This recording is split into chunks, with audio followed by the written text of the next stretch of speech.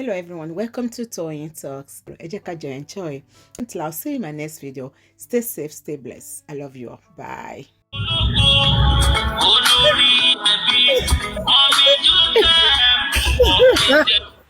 Mohbad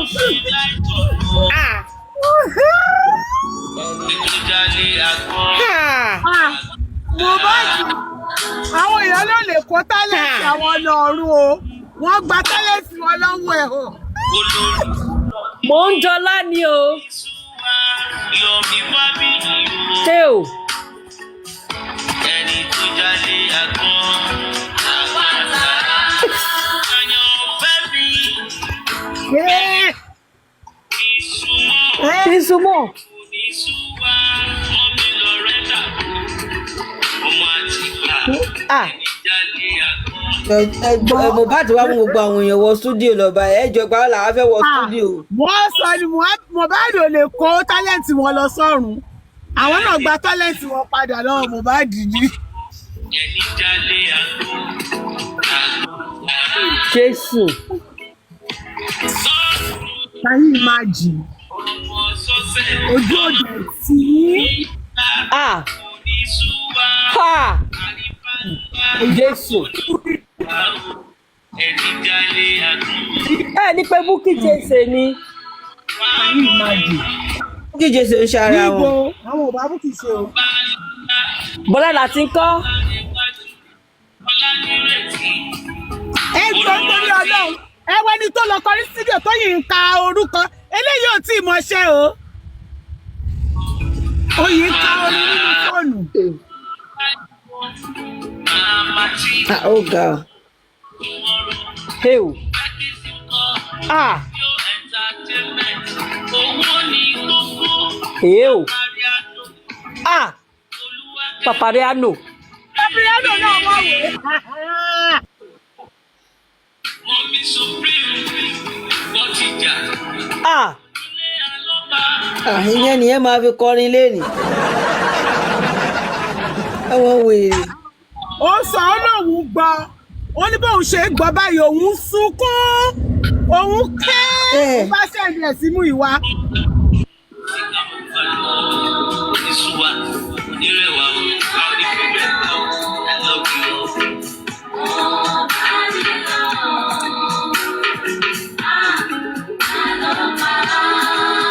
Oníṣùwà ni ká kò ní sún wọn ní táìtù ẹ̀. Èmi ní question kan fún yín. Ṣó wá dáa? Ṣó dáa? Kí tálẹ̀ǹtì máa waste lórí Bọ̀ ṣé wọ́n rán yín sí mi nítorí Ọlọ́run lé ní Star Cindy. Nígbà ládùn gbogbo ohun tẹ ní. lórí platform Ládùn gbogbo ohun tẹ ní yẹn. Ẹ̀ẹ́dẹ̀ já wọ́n fídíò torí Ọlọ́run. sídì nǹkan tó ṣẹlẹ̀ ni pé Mohbad ò ṣe ẹ̀ tálẹ̀tì yẹn pẹ̀lú àwa àwọn fẹ́ẹ̀dì jò sídì kan ni ṣàpéjò sì sọ ó ló gba tálẹ̀tì owó òun gbà padà lọ́wọ́ ẹ̀ so òjò sí pín fún wọn bẹ́ẹ̀ ni. Ṣé transgender ni woman yìí?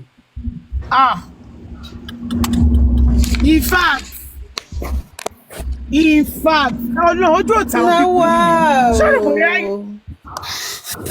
Ẹ̀yin tẹ́ ń Introduction. Please put it in the comment section if you want to come up so I can bring you. Can you imagine? Introduction. wọ́n dẹ̀ bọ́ mi ẹ máa lẹ́yìn ṣépè fọmọ òun ó mọ̀ bá fi kàṣẹ fẹ́ sọ̀rọ̀ ni mà. Mo fẹ́ sọ̀rọ̀ ní ìyá mi ẹ má bínú ẹ jọ̀ọ́ torí Ọlọ́run pẹ̀lú gbogbo fine face àti fine steppings tí òsì mi ní òsì mi sóò ní wọ studio òsì mi kọrin ìwọ náà bóyá ká kọrin dáwọ́ síbẹ̀ fún mi. òsì mi kọrin bóyá ká dáwọ́ síbẹ̀ fún wọn. ìmọ́lẹ̀ lọ o ta ni ó pa á ìwọ èèyàn kan kọ́kọ́ jáde ó ní introduction Mohbad's dad ìwọ náà bọ́ta kó introduction Wunmi sister adẹ́gbẹ́ Wunmi okú Wunmi wà láàyè I can assure you we will stream it we will stream it please enter studio now ẹ dẹ́kun ta ló fún mọ̀dámù yẹn ta ló gbé igi lé òun wọn mọ́lẹ̀ òun ò jáde èwo ni Mohbad lọ ìmọ̀lẹ̀ lọ bí ẹ̀ tán di ẹrù lé lórí. Ẹ̀wọ̀ ṣó ṣe ẹdúró ná mi láìkí bẹ́ẹ̀ ṣe ń ṣe fún mi lẹ́yìn èèyàn láàárọ̀ yìí ṣé na my first to sing ṣé ìgbà tí Mohbad kú àwọn kan sọ pé Mohbad ń gbénu sitting room àwọn Mohbad sọ̀rọ̀ lánàá ṣé kìí ṣe àná yẹn ló pọ̀ voice sí Mohbad lọ ò lẹ́nu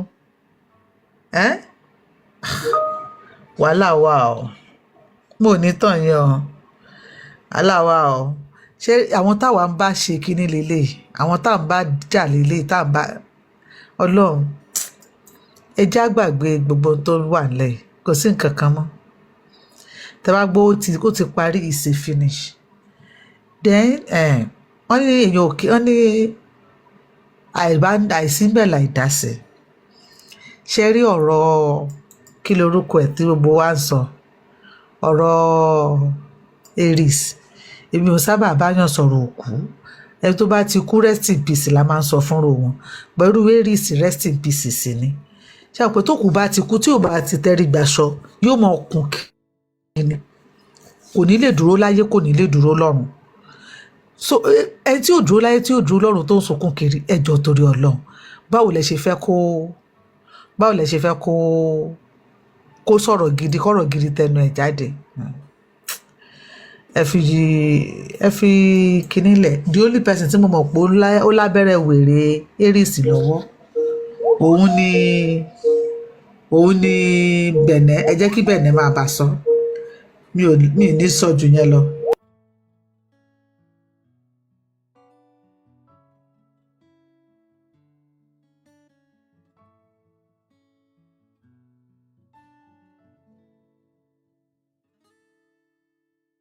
Ìmọ́lẹ̀ lọ. Bádì lọ o. Tí mo bá dì lọ. Ìmọ́lẹ̀ lọ o. Ìmọ́lẹ̀ lọ o. Bó Ta ló bádì lọ pa o. Tájù níjó sí Ìmọ́lẹ̀ lọ o. Ta ló pa ẹ ò ní sinmi ẹ ò ní gbádùn. Ta ló pa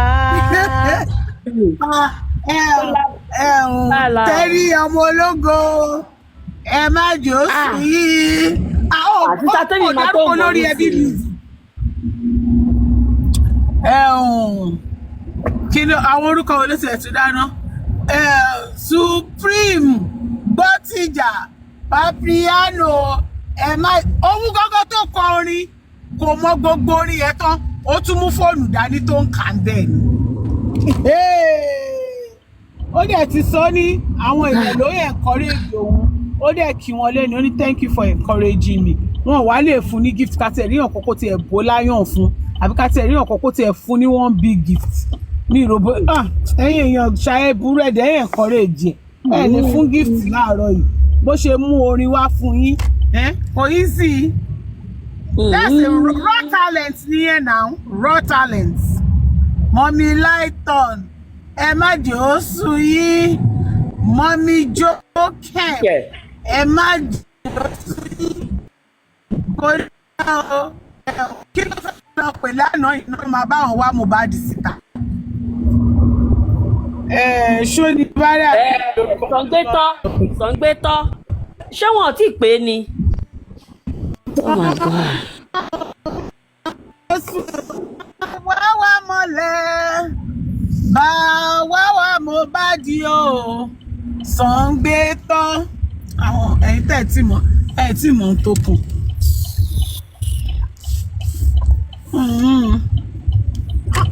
Ẹ̀yin náà sì tó bá ní wọ́n fi Mohbad ṣe kinní kan ẹ máa lẹ́yìn òfin Mohbad ṣe nǹkan kan èyí tẹ́ fi ṣe yìí tán.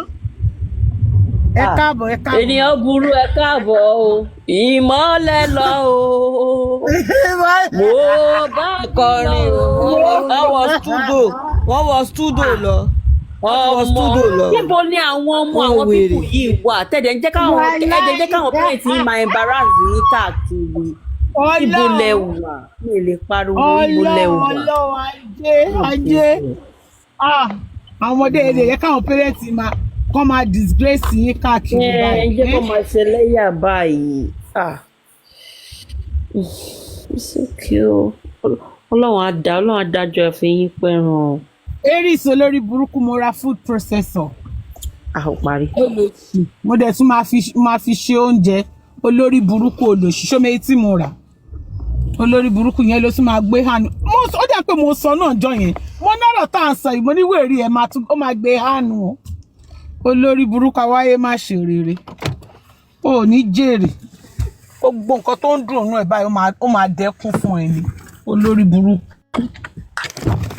Olóṣì. Aries aláyé rún aláyé bàjẹ́ olófo ọjọ́ kejì ọjà mo tẹ́ pé ìgbésẹ̀ ayé ò lè ta sánsán yìí aláì ò lè rẹni ṣe é lóore orí justice tó ti ẹ̀kọ́ ti ṣe é lóore yìí sí gbogbo wọn gan wọ́n tún ṣépè fún ẹgbẹ́ yìí nǹkan tó fi mọ́ lórí burúkú music kan tó ń ṣépè fún ẹ onípa yìí ẹ̀ ti ta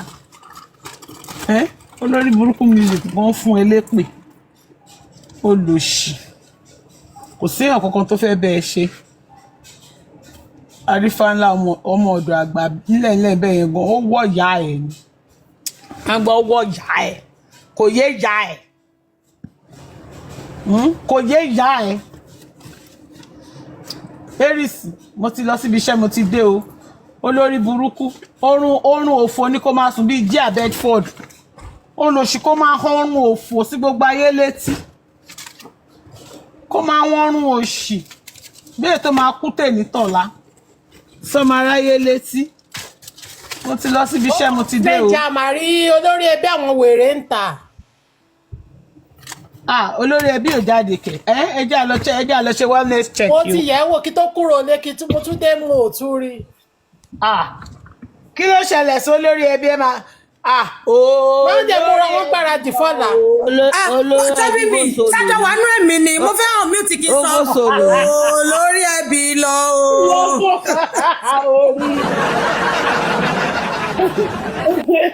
olórí ẹbí lọ. Olórí ẹbí lọ o. Ẹ jọ̀ọ́ ẹ má gbàgbé Ṣàngbétọ́ o ó dà pọ́n lágo 4 ló ń bọ̀ àbágo 9 àbígbà wo. wọ́n ti dé abẹ́lé náà bá ṣe ń sìn yìí o. Ṣèbáàmì ló bọ̀. Àwọn lórí ẹ̀kọ́ tó ní bọ́lá àárọ̀ ìtàn ló tún bọ̀ ta again náà. Wọ́n ń sọ náà wípé wọ́n wá gbé síta wọn wọ́n ti gba 70,000 láàárọ̀ yìí.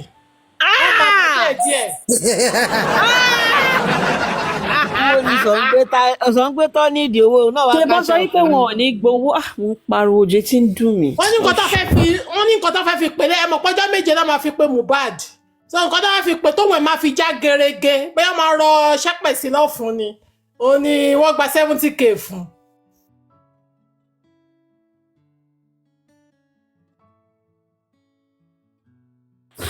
kọ́ ṣàbá wa béèrè pé ibo ni gbogbo àwọn owó ẹ̀ wà so that a lè mọ bí ta fẹ́ wá owó sí báyìí nísìnyí ìyẹn wà very important.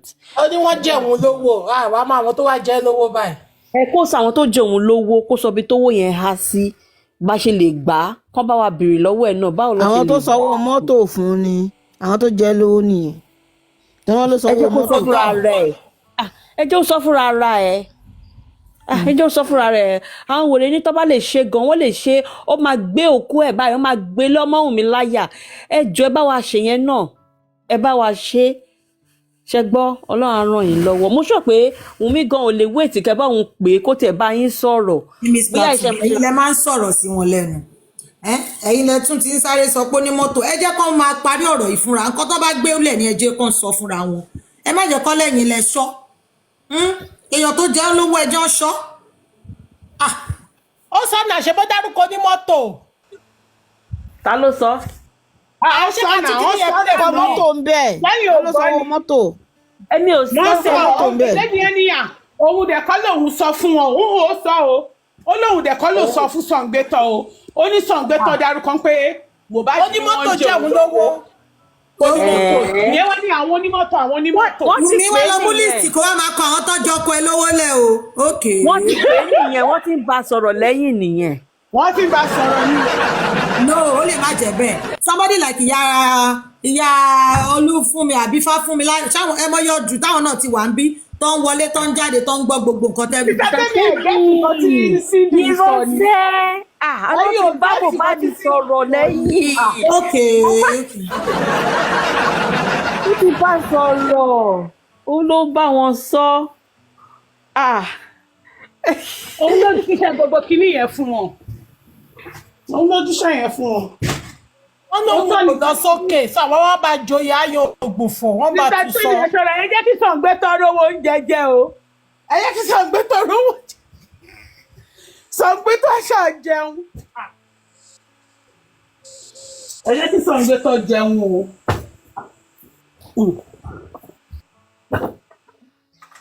Ọmọdé. Ẹ jẹ́ kí Sàngbé tó jẹun àbẹ́ẹ̀gì. Lára àwọn tó jẹ Mohbad lówó náà lọ gòkè wá ẹ̀. Ǹgbọ́n lọ fẹ́ sanwó tí láti ẹjọ́ tó ìgbà wo lọ fẹ́ sanwó tí ó jẹ́ pé ọlọ́run bá bẹ̀rẹ̀ lórí platform ẹjọ́ ẹ bá mi dáwó mo ní ìdòwò láti gbọ́ bí ìjẹta. brother mi ṣó ní wọ studio báyìí. ní sùúrù ló ti ń di pé omi ti ṣòro mu báyìí bí ẹni mo ní kírètì dáwọ́ fún ìpínlẹ̀ nàìjíríà bùrì kọ́tẹ̀ wá bá mi já tírélà bíẹ̀ tó lè sáàbù mi fún 1 year kọ́ máa lọ fi nǹkan sínú omi fún mi omi ti ṣòro mu ẹjọ́ tẹ́ mi wá sórí platform ẹ ṣí GoFundMe fún mi kéèyàn lọ dáwọ́ sí brewery supply 1 year kọ́ wá ṣe fún mi tá a máa fi parí justice for Mohbad. Kò ní bàjẹ́. Ma, justice is sacrosanct. Wọ́n gbé reservoir yín gba Amẹ́ríkà wá ni o. Oye ní wọ́n hàn ní ẹ̀ wọ́n bá mi hàn pipe. Lọ sí lè ránú ẹ o. Ẹ má gbà sí Nàìjíríà o, ẹ má trust wọn o. Wọ́n ẹ̀kọ́ pa mí báyìí omi ti ṣòro mu omi ló fẹ́ lò omi ló fẹ́ lò ṣe rí ẹ̀yin tẹ́lá yìí tẹ́ bá ọ sí justice for Mohbad ọmọ ẹ máa ní sísá òbí yìí. Oníbàjẹ́ yìí kọ́ ni justice of Mohbad o. ẹ̀yin bí n ká yìí ẹ̀ ká gidi bẹ́ẹ̀ máa wà bíbí ẹ̀ tó bá wà live ẹlòmíì máa sọ pé ẹlòmíì máa message mi so person is on live máa ṣe kí ni kí wá bẹ́ẹ̀ ẹ̀yin bíbí ìgbìyànjú ẹ láfaradà o. Oníbàjẹ́ sẹ́yìn ti gbọ́n pa Sàngbé tán. Torí ẹ̀ mò ń gbọ́ tẹ̀ sọ ẹ̀ no wonder tí gbogbo yín fi lè gbélé ọkọ ẹ fi lè ní relationship torí sùúrù yín láti máa ní sísá òbíkú yìí. Sàngbé tán là ń jẹ lọ́wọ́lọ́wọ́ báyìí. wọ́n tún lọ fẹ́ kórìí Mohbad. Ẹ dúró kò ní bàjẹ́ ní ṣiṣẹ́ tí gbọ́ ní release orin tó release fún Mohbad. Èmi ó yá fearless gbé mi débẹ̀ gbé mi tu àbáyé. A ṣe play ẹ̀tọ́ sí ni. Mohbad wá dá. brother mi Mohbad lọ o. Mohbad lọ wá orí. Mohbad ìyẹn lẹ́yìn náà Sàngbé tán ti sọ Sàngbé tán ti dárúkọ èyí náà kò ní bàjẹ́ pé jẹ́ Mohbad lọ.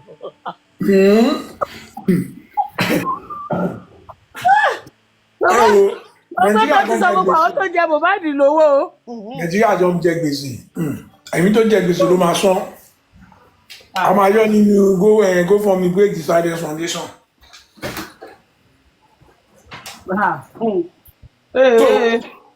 So it has gotten to this wọ́n ní wọ́n fẹ́ lọ pe ẹlẹ́dàá Mohbad. Wọ́n ti pè lánàá bọ̀ Mohbad ò sí kán rí òun ó gba ojú fóònù rẹ̀ jẹ́ ó gba ojú fóònù yẹn rẹ̀ ni wọ́n rí kò jẹ́ kán rí òun ó sọ̀rọ̀ Mohbad náà ìyẹn Mohbad táwọn ń jà tó ní ẹbí báyìí. Ẹ máa gbọ́ ẹni tí Mohbad bá sọ̀rọ̀ kò ní bàjẹ́ ẹni tí Mohbad bá sọ̀rọ̀ ìyẹn ò gbọ́ nǹkan tó sọ dáadáa bò tó tún wá sọ pé òun sẹ́ndì ohun yẹn sí àwọn tí wọ́n tóun wá help wípé bóyá lè gbóhùn Mohbad dáadáa wọ́n rí ọ̀dọ̀ ẹ̀mí so Mohbad wọ́n tún máa try láti pèlè ni wọ́n ó ń bínú gan. bí a network tó pè sí bí a kò sí pẹ̀lú fóònù ẹ̀ ọkọ ẹ̀ kó yá fóònù fi reply wọn. sẹ́yìn ò tún gbọ́ pé àwọn òkú gan wọ́n máa ń ṣe show àbúrò ènìyàn burú báwo ló ṣe sọ lánàá náà wọ́n ní àwọn òkú wọ́n náà kò sí wá sí TikTok ni. Sàngbé tó padà ṣí ẹ̀sìn ilé orí ìkànnì yìí lánàá ni kò rí eléyìí bá sọ̀rọ̀ wọ́n tún ní Sàngbé tán ó fún wa lọ́jọ́ méje Sàngbé tán.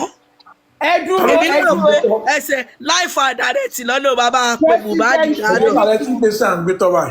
president ẹni sùúrù wọ́n ní àwọn òkú wọ́n ní ẹ̀yin lẹ́ẹ̀kan mọ̀ àwọn òkú wọ́n máa ń ṣe live àbí ṣọ́ máa ń ṣe ènìyàn burú ló lè ràn mí létí ṣá bí a ṣe ń ṣe láyé ṣá la ṣe ń ṣe lọ́run wọ́n dẹ̀ máa ń bára wọn sọ̀rọ̀ àwọn òkú máa ń bára wọn sọ̀rọ̀ máa ń sọ orúkú tó pa wọn.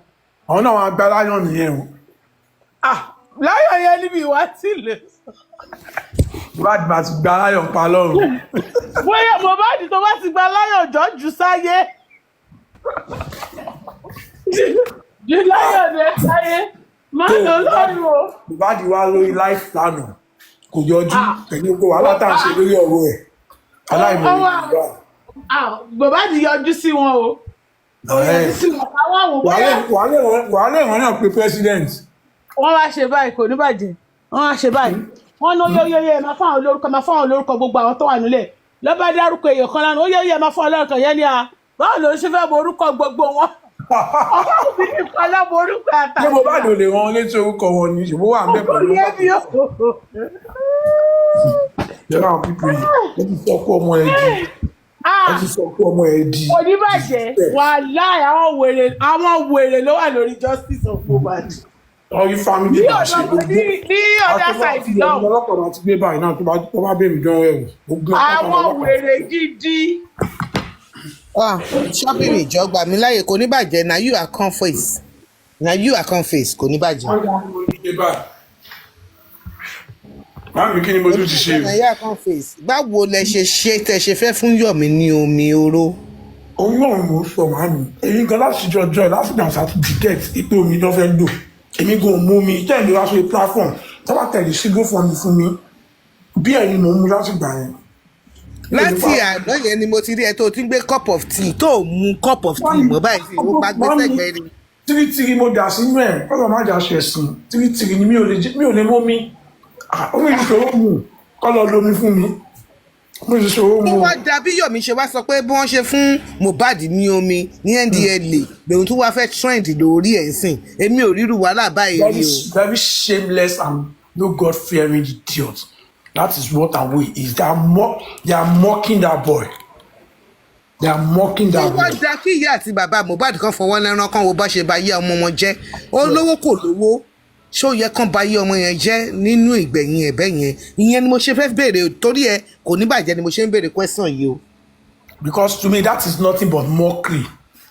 Epo ti gbọ́ nínú ọ̀rọ̀ ọmọ yẹn rí pọ̀ ọmọ yẹn sọ pé wọ́n fún òun lómi kìnnìkan ó ṣàfẹ́ máa align ẹ̀ òun come up with different kind of conspiracy nǹkan tí kò rí kí ló kàn wá tọ́lọ́pàá kí lọ́lọ́pàá. oníbàárẹ̀ ṣe rántí pé ó ti dìràn mọ́ ọ̀rọ̀ àdúrà ó pe àwọn tó ń gbé sínú film industry ẹ̀ ó ní pé kó máa pariwo àdúrà káàkiri ó rò bá wa kan ò ní celebrate àdúrà dẹ̀ celebrate àpè káàkiri ṣùgbọ́n ṣe rí nǹkan tí Yomi ṣe ń sìn ó wá ń sọ wípé ìjọba ìlú Nàìjíríà yẹn mí pé Tinubu ojúyọbọ tèmi nìkan ṣoṣo ni o nàmí kọ́lá mo ojúyọbọ o. ó wá sọ wípé àtọmọ ẹ̀ tóun lọ sí pláfọ́ọ̀mù tóun tẹ̀lé lẹ́gẹ́ l'Àbújá ó ní pé gbogbo wọn lòun máa wọ́nlẹ̀ èmi ò tí ì mọ béèyàn ṣe ní agídí tó yẹn.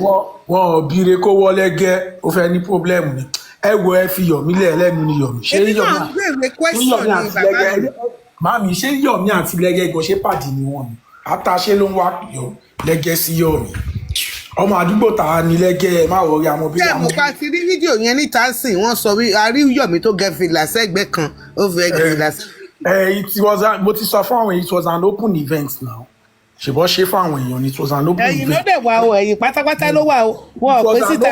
àwọn tó ń kó kiri ló máa fi gbogbo yẹn jẹ it was an open event the people that did the stage management and my own people backstage ló ṣe stage management there it was an open event. wọ́n ló lọ ganu sí ni kò ní bàjẹ́ sọ wọ́n ló ganu sí. there is no big deal in where he went to there is no big deal few people received invitation it wasn't even a strictly invitation whatsoever sef it was an open event.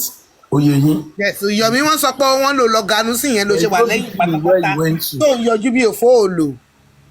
There is no big deal in where he went to. Ṣé. Ó wá ló máa drag Ṣèyí ó máa drag bàbá ẹ̀ mọ́. Attention ló ń wà. Ṣé did you see him anywhere close to Ṣèyí? Ó lè kọjá kò kí ṣe ìyanu. Anybody that knows Yetunde Olusimbo, one young lady like that recently she's been working with Ṣèyí. I think she's now. Mo ti gbàgbé appointment of fún Yetunde I think something representative for you For real, Gbajúmọ̀ entertainment. Abẹ́ẹ̀ ní nǹkan tí Gbajúmọ̀ entertainment. Those are the people that matters to Sheyi. And it's ọmọ tí mo dárúkọ yẹn sìn. She's more like my younger sister. Ọmọ tí wọ́n wà relevant. See, there are some conversations I don't want to go into, but I am saying this, no disrespect to any. Now you go promote me and I sing my Ajade dancing. Yomi is not. He's just forcing relevance. He's just. Mo asọ̀rọ̀ pẹ̀lú sister BC recently. Mo máa sọ̀rọ̀ kan. There is a stage in your work and your life that you don't prove anything to people, and when you try to force bí mo ṣe tó lélẹ̀ sáwọn èèyàn kọ́ fura sí ẹ, because sometimes your work should speak for you. Last year December I was doing concert for Taves, but boy yẹn Buju ló sign ẹ Benson òun ló sign ẹ. So I was just doing my work. There was a guy on TikTok, I don't know him, but he said he was my follower. Ó lóun ṣáà ń wò mí pé ẹ̀gbọ́n ìlélẹ́yìí ọkùnrin kan, ó lóun ṣáà mọ̀ pé bóun ṣe máa súnmọ́ mi, because I was working. And along the line, he came into the venue, was like, sorry, bro, you Konibaje? I said, yes. Like, mo ṣáà ń wò mí pé kíní kan. And we exchanged pleasantries. Mo lọ sórí, mo ní kíní àndùlẹ̀. I followed him back. We exchanged numbers. You know, we have a normal conversation at all. This is my point. I don't need to project myself like I am known. I don't need people. You know me. You already know what I do. You have seen my standard. I don't need to come on social media to now take pictures with Buju and all those things. If the boy is listening to this now, he will definitely be like, and all those things. Me taking picture to post on my page to prove that I know people means I don't know them. Exactly. I don't know them. I was just opportune to jam them, and I feel, people must think I know these people. Okay, what if you claim you know them? What if they don't know you? Do they pick your call? Do they know you by your name? Just one doubt, do they return your call? I know how many people that I'll just call. Probably in the next 2-3 hours. Jaya fan, I saw your missed call. That is what they call people knows you. It is not by. So all those things Yomi is doing, they're about to retain your team, big picture, all those unnecessary, this thing. You are trying to prove a point that you are important. When you are important, you don't prove a point. You don't do everything in your power. Àìmọye àwọn tí mo ẹlòmíì gan mi ò mọ̀ pé ó mọ àwọn tí mo mọ̀ takọ̀ máa jókòó takọ̀ máa sọ̀rọ̀ nìkan máa sọ̀rọ̀ freestyle pé kíní, and the conversation will just go akọgbọ ẹ̀gbọ́n mi ní lágbájá àwọn náà mi ò mọ̀ kẹ́gbọ́n yìí ni wọ́n mo ti báyọ̀ kan jókòó rí tí mi ò mọ̀ pé wọ́n àti Alhaji Pasuma pé wọ́n close gan. Èmi kan sọ̀rọ̀ Mushin in general, we're just talking about Fuji in Mushin, Alhaji Pasuma lifestyle and all those things and all. Ó kàn rẹ́rìn-ín ni mo lẹ́gbọ̀n ní ó lóun mọ̀ pé mo láì Paso gan bẹ́ẹ̀ mo ní mi ò ṣe ní láì Paso lọ́mọ Mushin mí náà nípa anybody tó bá ti wá láti Mushin bẹ́ẹ̀ ni máa ń ṣòfò support pé kí ni kan. Apart from that, Pasuma is a very cool guy. You need to be close to him. I got to now understand that this guy àti ẹni tí mo sọ yà àti Alhaji 5 and 6 gidi ni wọ́n tí kò ṣe kékeré and all. Ẹni yóò try láti jẹ́ ẹni yóò force acceptance yẹn and all. Ìgbà tí ẹlẹ́gbọ̀n wa kan tó dé tó wá bá a nídìí ọ̀rẹ́ ló wá sọ pé ṣé ó sọ pé ó wá sọ fẹ́ gbọ́n yẹn pé ó sọ pé jẹ́ fún Paso fún ni ó máa pé Paso fún ẹ̀ láàfin wá sọ̀rọ̀ ìgbà mo lémi ò mọ̀ pé wọ́n close mọ́ Alhaji bẹ́ẹ̀ pé àkàn sọ̀rọ̀ náà ó ní elélè ó ní Paso ló pè é sísìn pé kó máa bọ̀. So that is how you prove people knows you. Sometimes I want people to prove that they know me rather than me trying to prove to people that I know them. Mm-hmm. It works for me better like that. It's an appraisal for me. Yomi is just always trying to make people feel like they know me. There is nowhere you want to. Nínú Nollywood yẹn o, bóyá àwọn upcoming tó wà desperate, tó rò pé maybe you a big shot, ó lè rí ẹ kó máa kúnlẹ̀ kí ẹ bọ̀dá Yomi kìnnìkan. But in my own line of work and places I go and people that I know, kàmọ́ tó bẹ̀rẹ̀ ń jẹta. For real. Ọmọ àríkọ́ tó rí ẹ̀ ibo ló ti fẹ́ sọ̀rọ̀ níbi táwọn ọmọ ẹ ti ń sọ̀rọ̀. of which àwọn kàmọ́ ẹ̀ gan-an. no road ni wọ́n ń pè é. Àwọn kàmọ́ ẹ̀ gan-an tún align mọ́ àwọn brand táwọn bá ṣiṣẹ́ irú àwọn láyé yẹn lọ align mọ́ àwọn brand àwọn kìkì àwọn Come tomorrow ni Yomi now. Come tomorrow we have something doing. Àwọn kìkì yẹn ló yẹ align mọ́ bí táwọn máa ń rìn sí ẹ pé maybe ọmọ fún wa tó bá fún wa guest list irú àwọn kìkì yẹn wà ń bẹ̀ irú àwọn láyé irú àwọn brashagi àwọn those are not all those your local things kí lọ kó fàtà àwọn Ìyábọ̀ Òjó yẹn. Konibaje, do you remember when Shaggy started? Shaggy started, right? And we kept on saying on Facebook, promote on people, this is how they make sense. You understand? And nobody was listening to us now. Where is Shaggy now? He's bona fide. As at, I think, 2006. No, it's not 2006. It's either 2000 and... Junior, I'm listening to you. I'm here. Sorry, I just closed the window. Sorry. Yeah, 2006. Okay. So I have a client. They're not here at the moment. Was it 2016 or dear? I can't remember. I was working with Linda Osifo that time. I can't really remember the time frame, and that was when I was able to meet Shaggy one-on-one. But if I check my TikTok old post, because I think that was the first post I made on my TikTok. As at then, Shaggy was already doing fine. Shaggy already had, I think he had like 4 Sony cameras. And those cameras were shooting on 5K or 4K. Those cameras were expensive. At least a camera as at then, the rate of like ₦1 or thereabouts, 3 million or 2.5 or thereabouts. And he has like 4 of those cameras. So you can imagine his growth as at when he came into the scene. But I know that time, no, blow. Time back, Shaggy Bears needed maybe 2017 or 18 or thereabout. I can't remember. So you can now imagine how big those guys are now. So I can't imagine all those kind of guys now with what they have done for themselves. Come out so TikTok, come out so pé kó dá owó fáwọn àwọn fẹ́ lọ ṣe kíní tàbí kó ti torí pé àwọn lọ sí iftar meeting, iftar gathering ṣe kó wá máa fi brag káàkiri pẹ̀lú gbogbo bí táwọn ọmọ yẹn ti wọ̀ láyé wọn.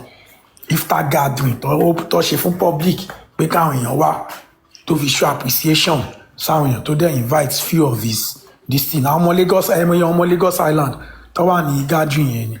A lot of Lagos Island boys, normal correct boys, even normal àwọn tí wọn jẹun kánú à ń bẹ Ọlọ́run pé k'Ọlọ́run ṣe kìíní gbogbo wọn wà ń bẹ. They only showed you people the important catchy part of the event, that is where the celebrities are coming in and all those things. The major aspect of it and the less privileged people that came in and all of that. It was an open gathering because it's a Ramadan thing, so you can't do it for say selective people. Ibo ni ládàá yẹn ti fẹ́ wá tó bá ń ṣe pé àwọn kan ló lè wọlé àtàwọn kan ló lè wọlé no. So Yomi should. There are important events I don't see him. Important event that is supposed to be there that they are not inviting him.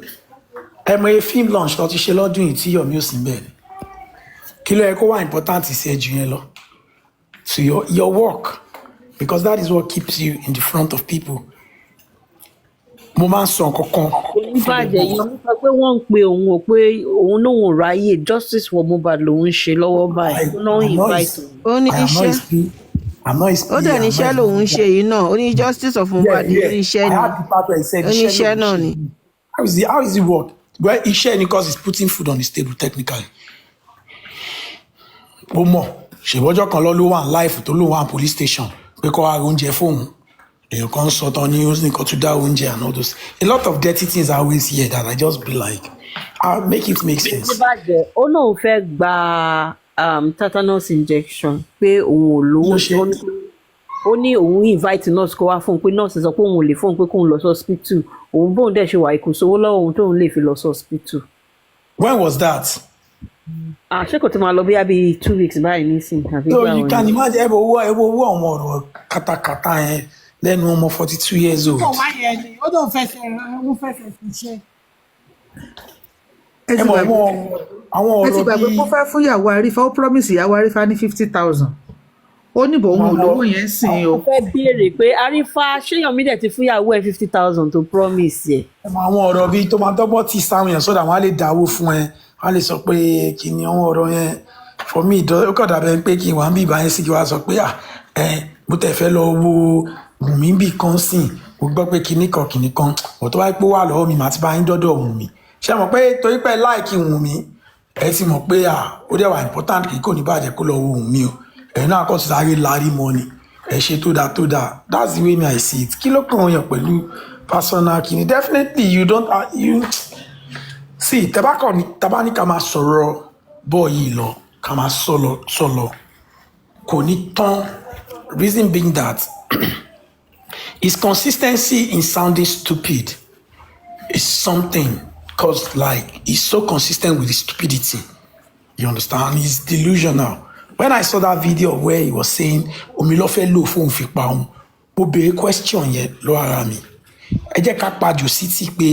baba Mohbad is somehow baba Mohbad gangan tó ní ọmọ baba Mohbad gangan tó yẹ pé tendency pé ọkọ lè sọ pé òkè torí bọ́rọ̀ ṣe rí baba Mohbad tó ní hope wípé òun ló yẹ kí òun gba property ọmọ òun kò sọ pé wọ́n fẹ́ pa òun náà ẹ̀ẹ̀kan péré tó make accusation yẹn táwọn yẹn fi lọ sùn gbáǹdì ó ṣe kí ni ó tọwọ́ ìwọ̀n ìbáṣọ that was when he was trying to like label baba. ká tó lọ ṣẹ̀wọ̀ gan kò sọ pé wọ́n fẹ́ pa òun Arífá tó bú ọba.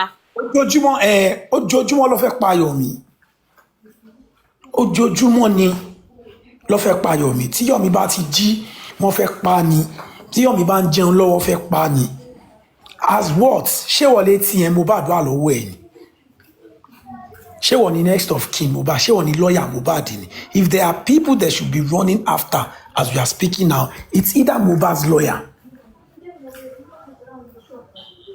ṣé wọ́n ní àdúrà ni ṣé wọ́n ní next of kin Mohbad and people àwọn èèyàn tó máa sọ pé the protection of God is on you kìnìkan and people are not always asking him this question like why are you so because what Yomi has been able to do for them that is making them happy is this.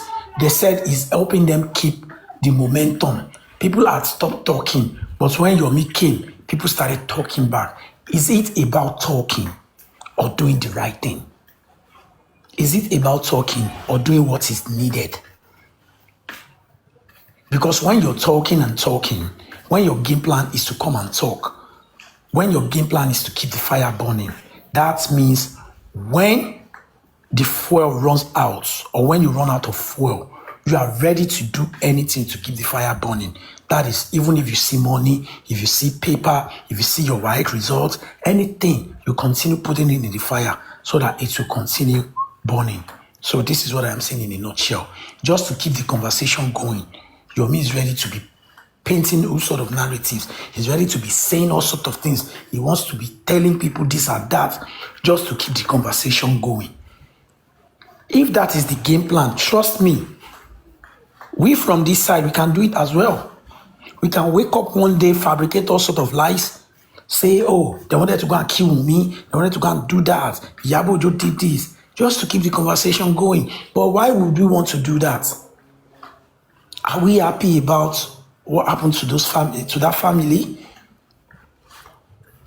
Because anytime there's this guy, that boss, whatsoever guy, I had there was a time he was on same platform with me, and I think I made a mistake not putting him in check on that platform. Maybe it was because we were not having justice for Mohbad conversation. That guy should never tell anyone that he's a graduate. Wherever he is, whichever country he might have traveled to, it doesn't project someone with knowledge and exposure. It sounds like a broken record. Even foolish is a person that should just bring him out. No one can compete with his foolishness. And all those things he's always saying, we want to do mushin. He should stop aligning himself with us. We are not stupid. We are not stupid. That hood, I came from that hood. We don't support all these kind of stupid things. You will never see anyone in my hood. Àfi tó bá yẹ kí wọ́n gbé ẹ wá tọ́. Àtìgbà tí kinní ti ṣẹlẹ̀, I have ẹ̀kọ̀ọ̀kan tí bá lọ sínú àdúgbò, tí bá kàn bá àwọn boys sọ̀rọ̀. Mi ò rẹ́ èpè lọ́ máa ń gbá àwọn people iṣẹ́ olórí burúkú ni máa yẹn. Báwo lọ́wọ́ ẹ ṣe máa kú tó máa ṣe kinní kan? Mi ò rẹ́ anybody. Last year Iléyá, ṣé last year Iléyá ni? 2 days before Iléyá, ó léegun kan tó máa ń jáde nínú àdúgbò mi. Eégún afẹ́ ló láyé. Bí mo ṣe wọnú àdúgbò mi ò tẹ̀ mọ̀ pé àwọn ẹ̀dá mi mọ̀. Ẹ̀gbọ́n kinní kan, ẹ̀gbọ́n ìlú wa. And you know, the conversation started with, and more than gbogbo ọba ìjókòó yẹn, mi ò rí anybody tó support ìwà yẹn. So ìwọ máa wá, ìwọ tó péré lẹ́ni tó ti lọ sí abroad, tó ti lọ UK, tó ti lọ Yankee. Yomi máa fi bírèdì kò rẹ̀ wá tún máa ní kó máa praise Yomi. Yomi is doing the right thing. Kìnìkan kí ni Yomi ṣe tó jẹ́ right thing? Tó bá dẹ̀ talking point all the time. When Yomi came, that was when we knew there was a CCTV. Yeah, we know there's a CCTV, but does the CCTV prove anything? If the CCTV proves something, by now, we will have shutting up Anima Soromo. The CCTV didn't prove anything. And because it didn't prove anything, you people are now coming up with another story of maybe they did something. You know, they know how to give excuse to failure. They know how to give excuse to failure. Like, oh, Toria on combine. Like, it's not just, these people should just stop. For the sanity of people, they should just stop. Yomi will come today, Panty, or to big case. Ofe ma sọ bẹ́ẹ̀ ni pé wọ́n ló tún gbé case lọ Panty, ìwọ ló trust in zone 2 tẹ́lẹ̀. Ó ti di pé everything is just not working out. Is that not enough for them to know that this guy is just here to just mess around with them? But at the end of the day, it's their money, not my money. So why am I to tell them not to give Yomi their money? They should continue, but he should just stop the lies. He should just stop. The next minute, he's making people feel like the police are useless. The next minute, he's saying, and the police, me, any day I come out and tell you that Nigerian police are useless, trust me, I'm not going back on it. There's nothing anyone wants to do. I have my freedom of speech, and I'll prove it in all my rights that, oh, when I said the Nigerian police are useless, yes, this is my reason for saying they are useless. But Yomi, what are your reasons for always sometimes attacking the Nigerian police? Give us a genuine reason. In as much as it is related to justice for Mohbad, give us a genuine reason on why sometimes you always want to make people feel like the Nigerian police are not working, and the next couple of minutes, because you know you are inciting, you now be changing your statement again. Because since we have started this movement for justice for Mohbad, I have never seen anyone on this team condemning Nigerian police for anything. Because of what?